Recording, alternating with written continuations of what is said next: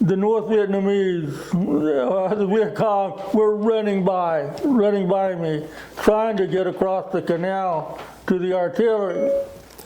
They thought you were dead. Well, they weren't worried about me. They wanted one of those artillery pieces. So, and I was looking up at them, and I thought, oh boy, you guys are awfully well equipped. Bush hats, little backpacks, AK-47s. Right. They're not the farmers that we usually are fighting. Yeah. So anyway, after I started moving again, then things sort of got cloudy. I suppose that's when I was shot in the head.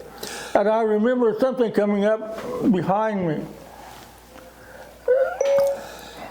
So when you were shot, did you lose most of your memory after that? No.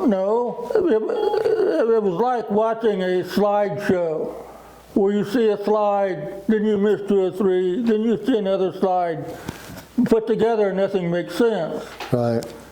Some of the things that I remember were a red-headed fellow. Sam had lost his bush hat, and he was looking through the weeds. I remember that, and then nothing.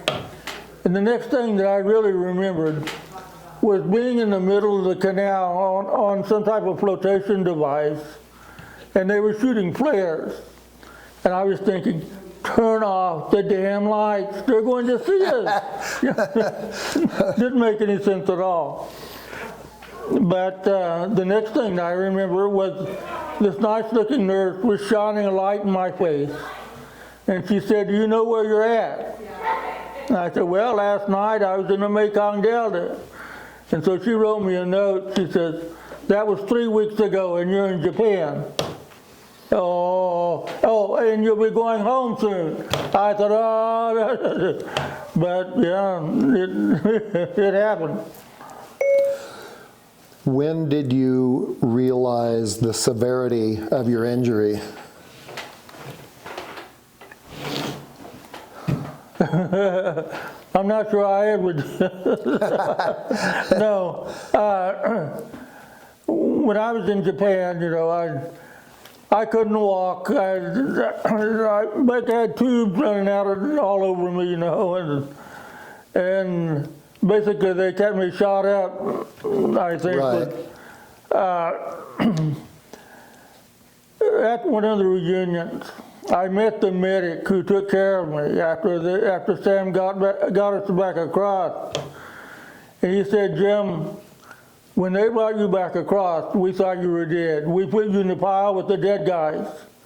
Somebody saw you moving, so we moved you over, and we did what we could for you. And basically, they cleaned me up and shot me with morphine. Right. And he said, but when the helicopters came, we put you on with the dead guys. Supposedly, they put me in the body bag. I don't know. Anyway, on the helicopter, they decided I was alive, so they started taking care of me. My medical records, when I was at Fitzsimmons Hospital in Denver, that's where I went after being in Japan. And we had to go over to the University of Colorado Medical Center. They gave my dad my records. And of course, by that time I could shuffle along, but not walk. Oh, no, I was in a wheelchair. They pushed me in a wheelchair that time. And so while we were over there waiting for the doctors, he looked through them.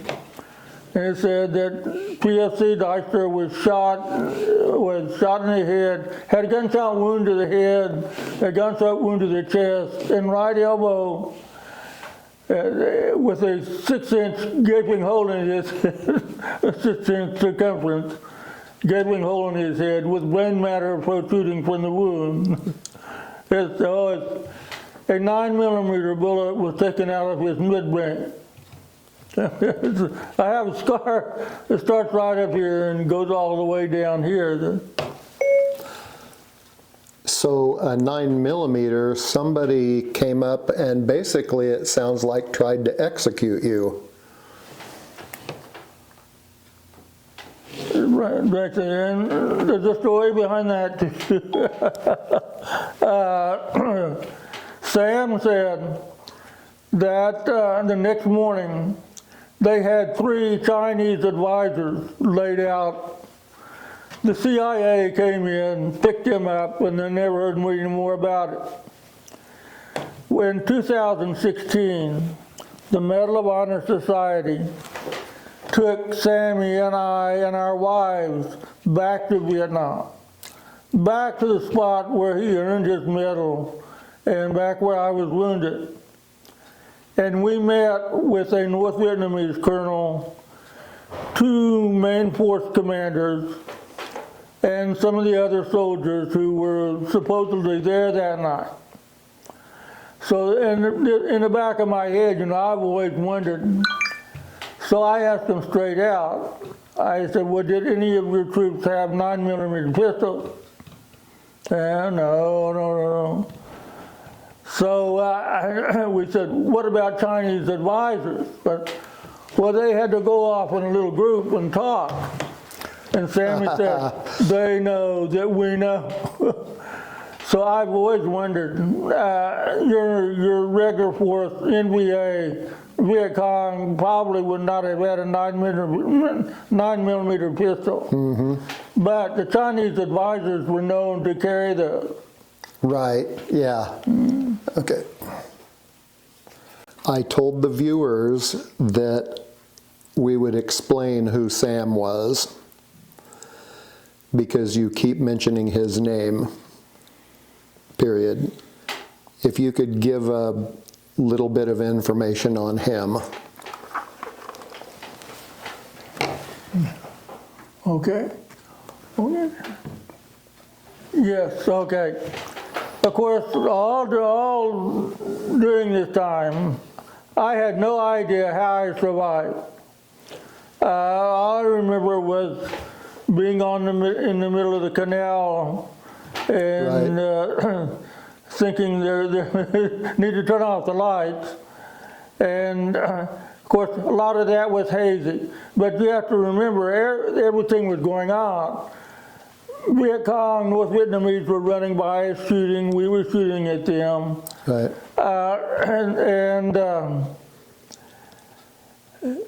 Anyway, so I always wondered, well, what really happened? Well, I had sent a telegram back to my platoon to see about Jim Daly. Right. And we got the telegram back. It said that, well, the first one said that he was missing in action. Okay. And I thought, oh, because the Viet Cong were known to take American soldiers. And so then about 2 or 3 weeks later, I got another telegram that said that his body was found. And so I had this bracelet, and let's see. Oh, well, no, okay. Sam story first. Yeah. So, of course, I read everything I could get my hands on about Vietnam. And so I went to the bookstore, and I picked up this book, and braved me into, not this particular one. I have the hard copy at my house, but right. And I was just thumbing through it, and the first thing that caught my eye was the date, November the 18th, 1967. Oh, nice. The place. Wow. West of Kai Lake. I said, oh boy, I was there. Let's see what this fella has to say. So I read in the book about how they had set up, and then the Viet Cong, or the enemy attack started. his gun had been hit with an RPG, and it killed and wounded most of the crew. It said it blew him into some sand bags, and he was stunned. He said when he came to, the Viet Cong were climbing on the gun, trying to turn it around on the Americans. So they shot a beehive round right over his gun to kill him. A beehive round has 18,000 of these little darts in it, and they're quite devastating. Flechette rounds. And of course, he got some in his back and his rear, and then he had a gunshot wound to the back of his leg. And about that time, he saw a guy across the canal waving his bush hat, hollering, "Help us, we're Americans." Well, it happened to be a black man.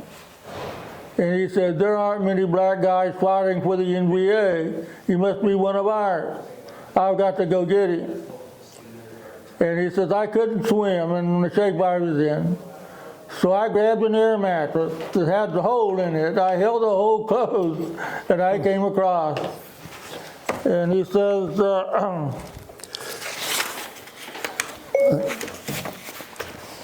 I worked my way over, and I found that guy. He was looking around that bush, and I saw him.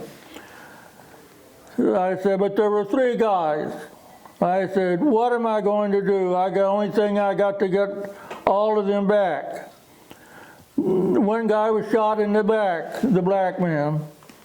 One was shot in the head. One had his foot blown off. I threw the guy that was shot in the head over my shoulders, and the other guys just held on. We kind of helped each other back to the bank. Well, boy, my heart went clear up here. Oh boy, you suppose this can be? So at that point, you pretty much realized it was you he was talking about. Well, I thought so. Of course, my wife, everybody else said, So I have a friend. I'm involved in the prisoner of war, missing in action thing pretty heavily, and I have a friend in Kentucky who knew Sam and was able to put us in touch with him. And so when I called, in those days I could use the phone, but when I called, he wasn't at home. He was traveling around. But his wife said, I'll have him call you at your office the next morning. So I told my secretary about it. Her husband had been a career naval officer. Okay. So she took me under her wing, and she said, okay, I'll listen in and make sure you catch everything. So when he called, he asked me a few questions and everything. He said, it could be. I want to meet with you at the Nebraska Vietnam Veterans Reunion. That'll be the closest place I am to Kansas this year. It's out in North Platte. So he told me, when you get to the Holiday Inn, that's where they're having a reunion, when you get to the Holiday Inn, have me paged to the lobby. Now, I knew what he looked like. When they had the moving walls here in Salina, I was involved with that. Okay. And one night, it was raining, there weren't many people out there, so the guy who traveled with the wall and I were talking, and I told him about this. He says, oh, he's a friend of mine. So he showed me a video of Sam receiving his Medal of Honor.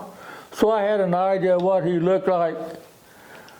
So when we went out to the Holiday Inn, well, there were 300 people in the lobby, So we paged Sam, went and sat down with my back to the wall, of course. And look, I saw him come in the door. He looked around, he came straight up to me. He said, I'd seen you before. I knew who you were. So we went back to his room, and our wives teased us for years. But we held hands for 2 hours while we talked. It was quite an emotional thing, you know. I bet it was. And yeah, he confirmed it. I have been very fortunate to be with him several times at events. At the 10th anniversary of the Vietnam Veterans Memorial, he had me come up, and he was speaking. They have the speaker stand on top of the Vietnam Veterans Memorial. Well, I don't know if you have ever been there. No, okay. It's built into the ground, basically. Right, yeah, it's a wedge, yeah. So Sam says, okay, I'm going to get you up here. I want you to say a few words. Oh, what do you want me to say? I looked out there. The whole mall was full of Vietnam veterans, and what am I going to do? He said, just speak from the heart. It will work. That's one of his sayings. Oh, there you go. Mary got me for Christmas a couple of years ago. I told her about it one time when she was real nervous about an event here. I said, it will work. That's what Sam Davis said.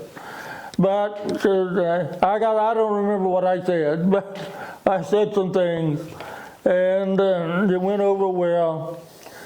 And the next day, after that, they had the parade. They have a big Veterans Day. They have a big Veterans Day parade. Well, my friend and I, we got in with Kansas, and they had the signs, Kansas. Well, here came Sam. He's looking for me. And he says, come up here. There's somebody I want you to meet. So we went clear up to the head of the line and met General Abrams. Wow. And shook hands. Well, about that time the parade started. Yeah. So get in line. So here we go. General Abrams, Sammy Davis, me, and another fellow, I can't remember his name. He nominated me for the Legion of Honor Award from the 4 chaplains. And the 4 chaplains, I don't know if you've heard of the 4 chaplains. No. They went down with, they gave their life jackets to all the other crew members after they'd been shot, a submarine, German submarine had the Dorchester. Okay. And so they gave their life jackets to other men. And they went down so now they have a Legion of Honor. Okay. They all earned the Medal of Honor with it. Wow. And so at the National Convention of the Vietnam Veterans of America, I went and received the Legion of Honor Award. Nice. So Sam Davis, who he's referring to, who saved him, received the Medal of Honor. If you would like to see more about Sam Davis, do a search on YouTube for Sam Davis Medal of Honor, and you can hear what Jim just said from Sam's perspective.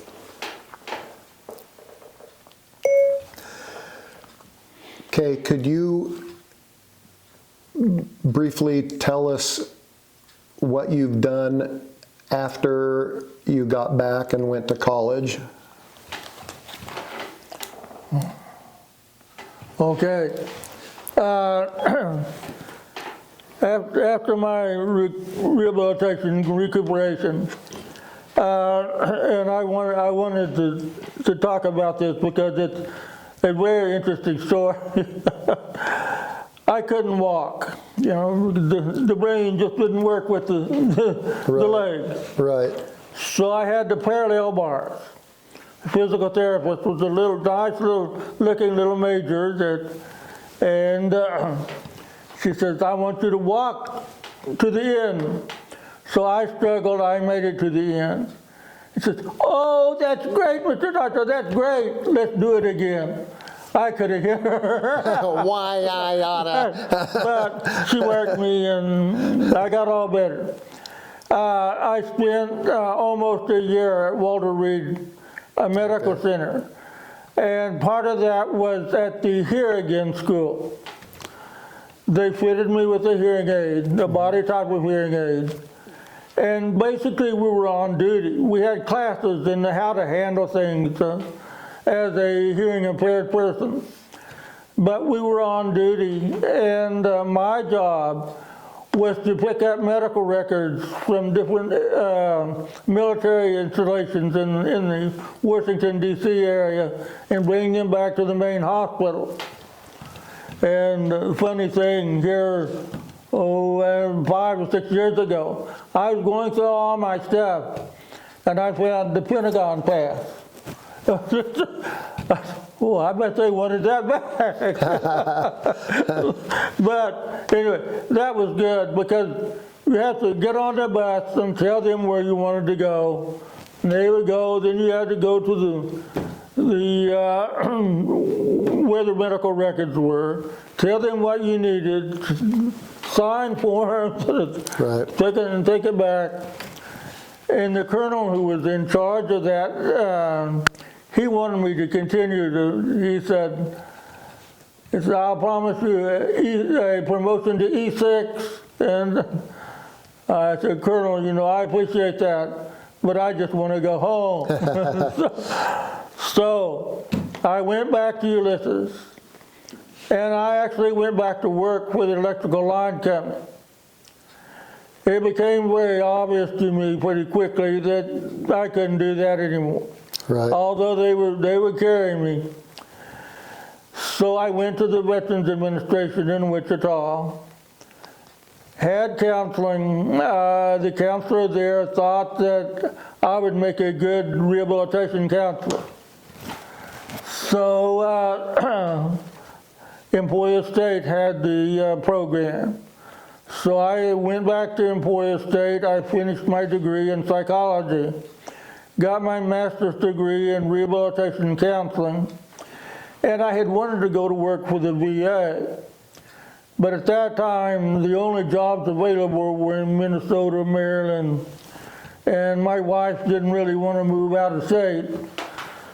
So there was a job open in Salina at the Vocational Rehabilitation Center. So I took that job. In 1972, we moved to Salina. And I worked there for 6 years.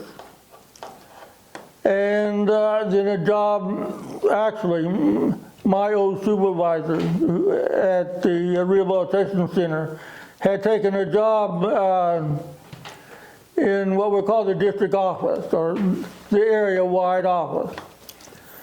And he was going to move. And he said, "Jim, I want you to take my job." Well, at the rehabilitation center, things were pretty sad. In the district office, things were more scattered, And he said, he was a good counselor. He said, "I'll tell you what, you can take this job, and if you can't handle it, there's always a job open at the rehabilitation center." That's right. So I took the job, and I loved it. Good. Traveling, you give you time to think about your clients, what to do with them. It's a necessary position that needed filled. Yes. Well, also, it gave me contact with other Vietnam veterans in the area. Of course, when they heard that I was a Vietnam veteran, they came. And some of them had disabilities, and I was able to get them connected with the right people at the VA. And then, okay. And that in itself is cathartic. Yes, oh yeah.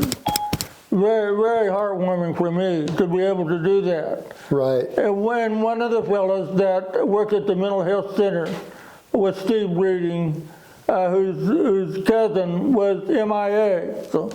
So we hit it off real well. And we actually started a group in Concordia. I would stay over one night, and we would meet at this restaurant, and you might have 7 guys, you may have 15 or 20. Right. But that was really good, and actually that's what this Vietnam Veterans of America chapter started as. Okay. But there's a real need for that kind of thing, for guys to just come in and talk. Right, You know, about just their experiences from the heart. and what they did, you know. And of course, we were all proud. We were all proud. The war was being won when we left. Right. But you know, there was a feeling of brotherhood, and which is the same thing about my guys. I wanted to go back to my guys. Right. Because they were my brothers, quote. I was closer to them, and I was as close as my brothers. That's something that someone who's never been in combat won't understand. Right. There's a saying.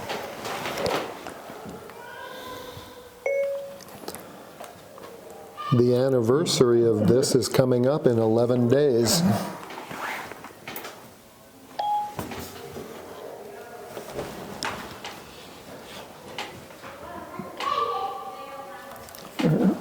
Yeah. Yes. Jim just gave me a meme that said, "For those who understand, no explanation is necessary. For those who don't understand, no explanation is possible." I think we're going to wrap this up. I want to thank you for your service and for this interview. These are stories that need to be told. Okay. Thank you. Yeah, well, I was telling a story about when I found my daughter was born. This is a picture. 19 days after she was born, I was in Vietnam. I got to hold her one time. Wow. She now is a nurse. I don't know if you can see this, but you can, and I don't know if you'll be able to tell, but there is only one stripe on the arm in this picture, and you have 2. And I have a son, and I have 5 grandchildren. Nice. And 3 great-grandchildren. Okay. Now, I talked about these beehive rounds. Those flechette. Well, Sam, you know, he has a gold one that he wears around his neck. So I was admiring it, and next time we met, he gave me this. Of course, it's been to silver it down. Okay, that's the Father Capon crucifix. Father Capon was a prisoner of war in Korea, and he earned the Medal of Honor too. But this particular beehive round came out of Sammy Davis's back. This is one that very one? when they shot over. That very this one, yeah. Okay. It's my good luck charm. Well, Yeah, when the Viet Cong were climbing on his gun trying to turn it around on the Americans, and they shot a beehive round right over the top of it. right. This is one from one that they took out of his back. Well, I appreciate you sharing all this with me, and I will let you know when I post this video. Sure. Yeah, and I'll get a copy of that. I hope. This is promised to my grandson that's named after me. Nice.